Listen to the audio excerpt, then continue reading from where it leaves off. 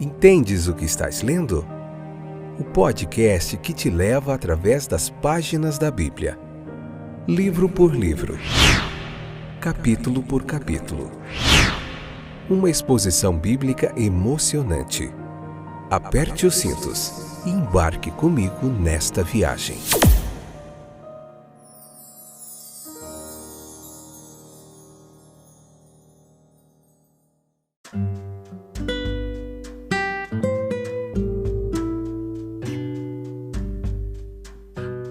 Olá, eu sou o Fábio e estou de volta, como costumo sempre dizer para vocês, né?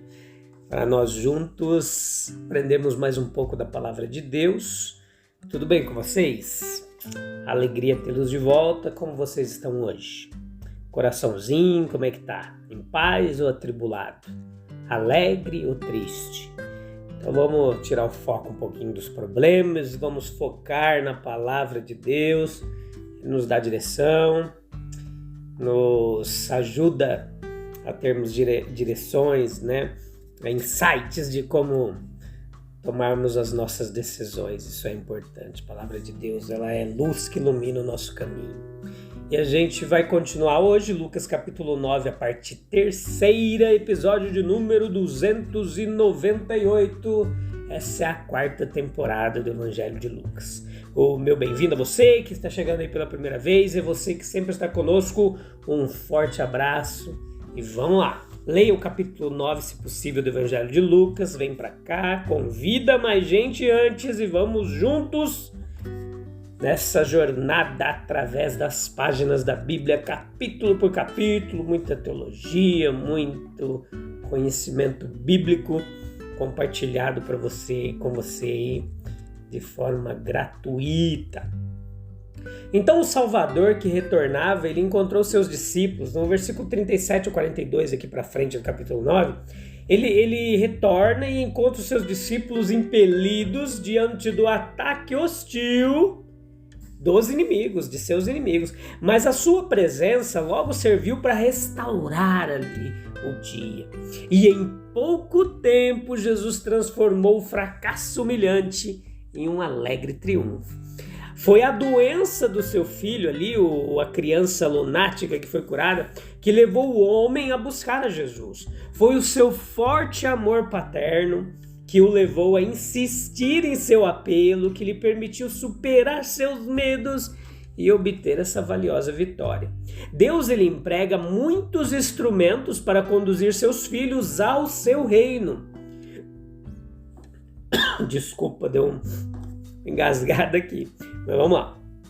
Nós devemos ser influenciados por nosso senso do que é certo, meus queridos, do que é sábio, no que diz respeito, mas se não for vencido por eles, que a consideração dos profundos e ternos interesses daqueles que nos são queridos nos convença e nos determine. Pelo bem daqueles nossos filhos, a quem amamos tão profundamente, que tem um interesse tão vital na verdade cristã, nós vamos sentar-se aos pés de Cristo e estar sujeito ao seu domínio.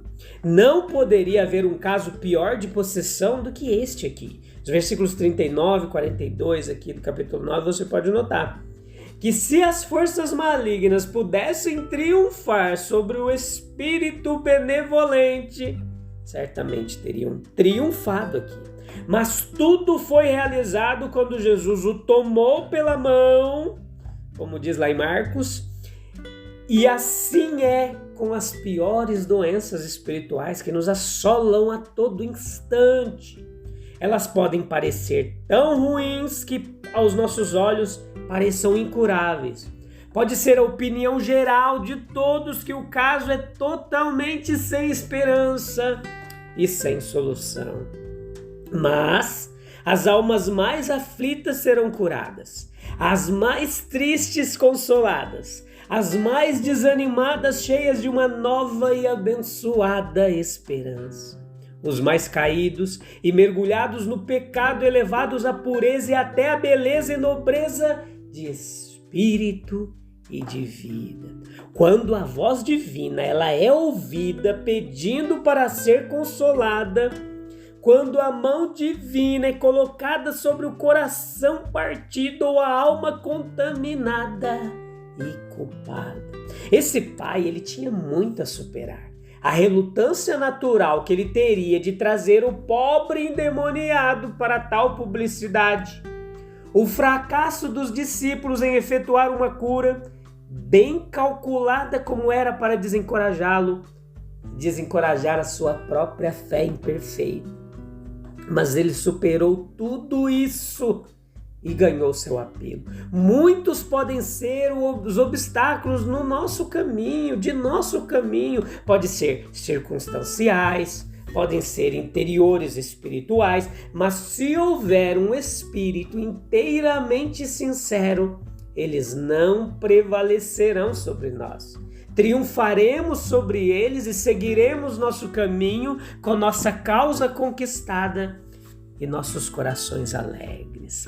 Então, nós vemos aqui no versículo 37 para frente ainda, esse capítulo 9, um segredo do trabalho bem-sucedido. E qual é este segredo que você vai aprender aqui hoje comigo?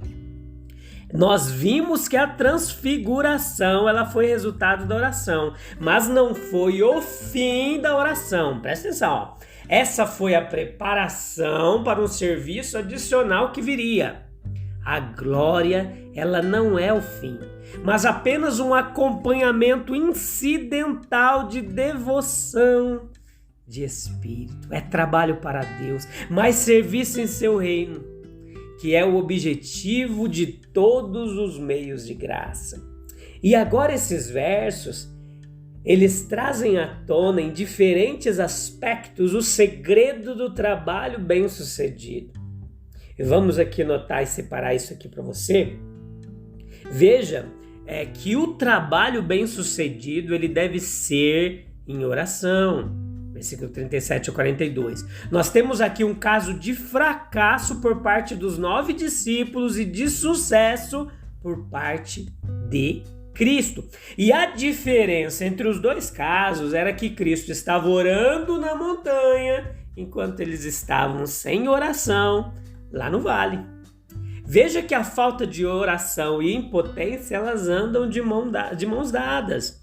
O trabalho feito com o Espírito sem oração não pode ter sucesso como deveria. Veja que somente os transfigurados, os transformados pela oração, eles podem enfrentar as emergências da obra cristã e triunfar onde outros falham.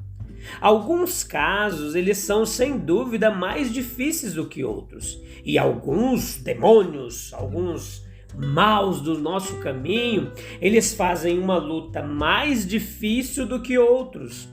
Mas não há nenhum deles que possa suportar um cristão, alguém confiante, que vai e segue fielmente a Jesus na sua linha de ataque. Veja outro detalhe nos versículos 43 e 45, que o trabalho deve acontecer apesar de toda a oposição. O nosso Senhor, enquanto a multidão está admirada com seu sucesso, diz aos discípulos claramente que ele está destinado a ser entregue nas mãos dos homens. Esta é uma compensação suficiente para o seu sucesso. Os homens vão pegá-lo e matá-lo, apesar de toda a sua bondade e poder libertador. Esta crucificação de Jesus é apenas o tipo de reconhecimento do mundo do melhor trabalho feito por mãos humanas. Uma longa linhagem de nobres trabalhadores, eles seguirão Jesus no caminho do martírio e da morte em nome da fé.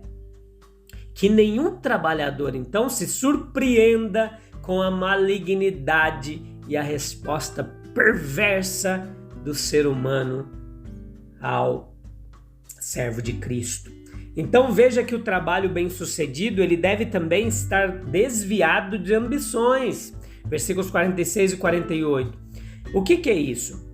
Apesar do recente fracasso por falta de oração, os discípulos logo estão disputando egoisticamente sobre os primeiros lugares e quem deve ser o maior entre eles. É maravilhoso, né? Como logo esquecemos nossos fracassos, nos entregamos às nossas ambições. E para corrigir isso nos discípulos, o nosso Senhor coloca uma criança diante deles e mostra que tal criança, ela pode ser recebida em um espírito que seja reconhecido pelo próprio Deus. A amamentação de uma criancinha, ela pode ser feita por causa de Jesus Cristo, e nesse caso é um trabalho que ele considerará, e também o Pai que o enviou. Agora veja comigo e pensemos em quantidade. Mas Cristo, ele pensa em qualidade. Não vamos colocar a mão na massa, por assim dizer, a menos que seja algum trabalho eminentemente digno de crédito. Cristo, ele podia lançar seu grande espírito no carinho de uma criancinha e fazer a ela um bem eterno. Portanto, nós devemos fazer qualquer trabalho claramente colocado em nossas mãos com um grande coração. E o encontraremos bem-sucedido no melhor sentido. São os mansos que estão prontos para colocar a mão em qualquer coisa que seja grande no reino de Deus. Outra coisa que o trabalho exige é um espírito tolerante. Os versículos 49 a 56, nós vemos que João e Tiago, após os privilégios da transfiguração, eles parecem ter ficado muito entusiasmados no serviço de Cristo. E isso é nos revelado através de dois casos em particular que mostra como eles foram apressados.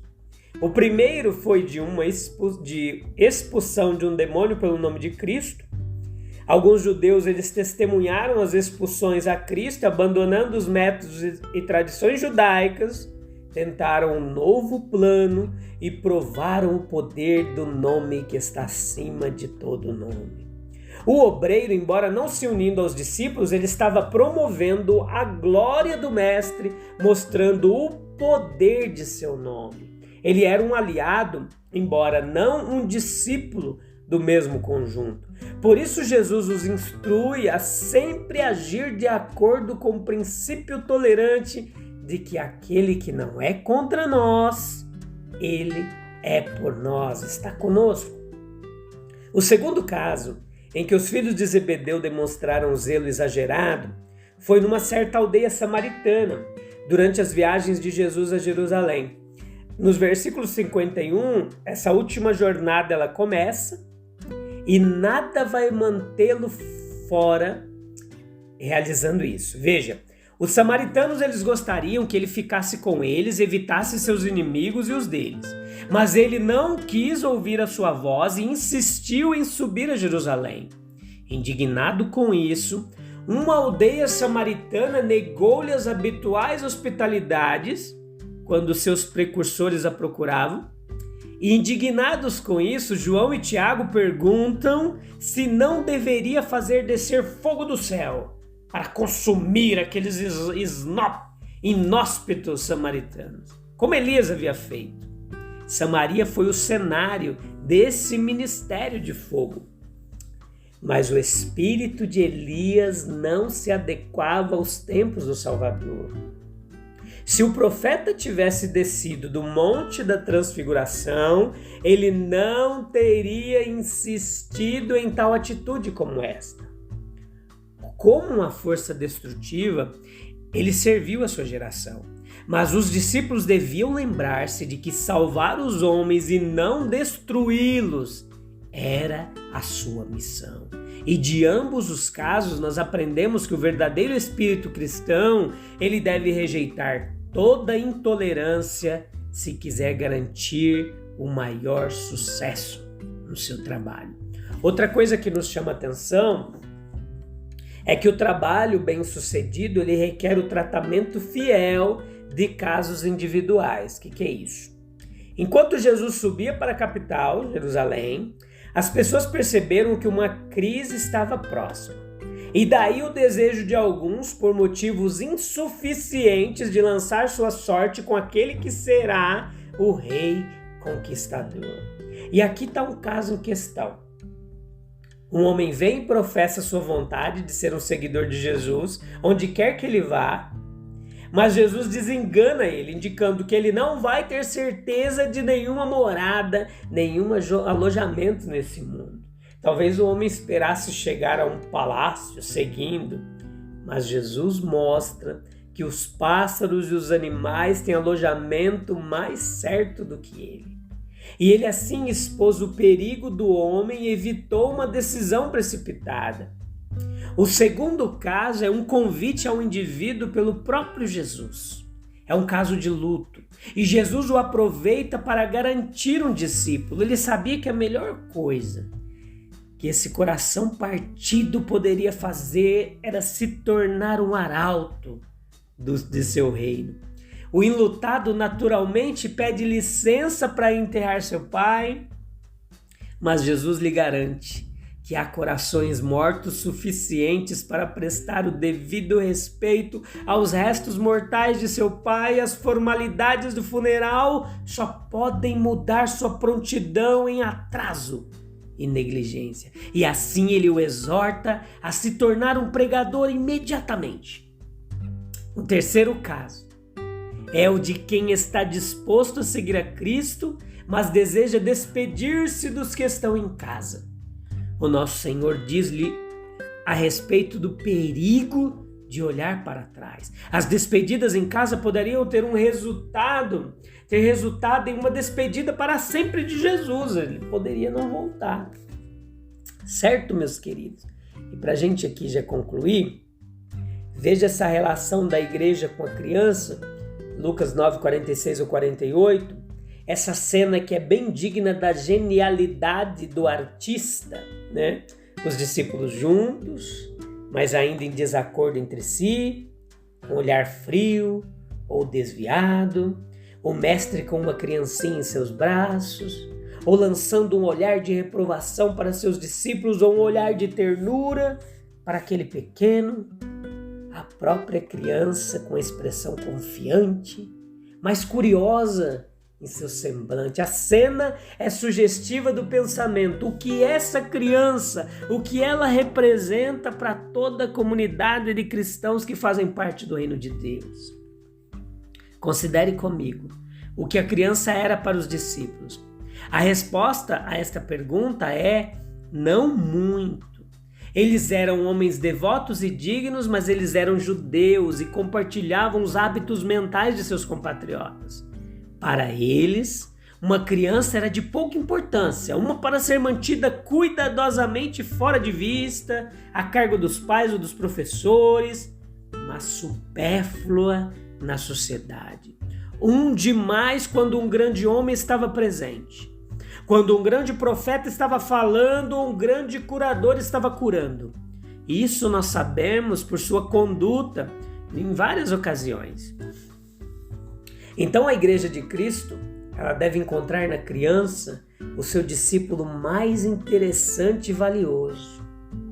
Pois Cristo conhece como nós não todas as possibilidades de uma criança, a altura que ela pode subir, a profundidade que ela pode afundar, o bem que ele pode viver para fazer ou o mal que ele pode viver para trabalhar, a bem-aventurança que ele pode alcançar, ou a vergonha e a aflição que podem ser o seu fim. Ele está mais profundamente interessado nos jovens do que nós, e por mais fervorosa e eloquente que seja a nossa voz de convite ou de advertência, mais fervorosa é a voz do próprio Senhor ao dizer: vinde a mim, toma o meu jugo sobre ti, o meu jugo é suave e o meu fardo é leve. A gente se encontra no próximo episódio, onde nós temos muito mais para aprender e concluir esse capítulo 9.